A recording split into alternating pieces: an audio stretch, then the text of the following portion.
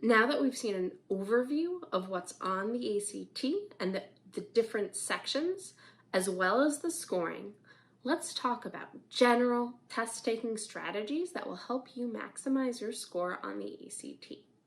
The first thing is to take timed practice tests. Timing and pacing can be a little tricky on the ACT. If you're familiar with the SAT, the ACT and SAT have different, a little bit of different styles.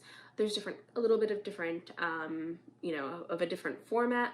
One thing to note, whether the SAT or the ACT, some of the differences you'll hear about that you should be aware of is the ACT can be a little bit more fast-paced. So they're gonna have maybe a few more questions for the same amount of time compared to the comparable SAT component.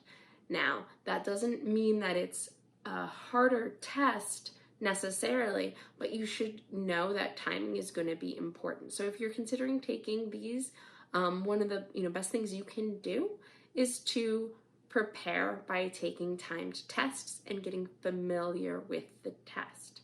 Very often, students will take a practice test of the SAT, a practice test of the ACT, and kind of get a baseline feeling for how they would do on one of these tests when deciding which one is best. So just remember that.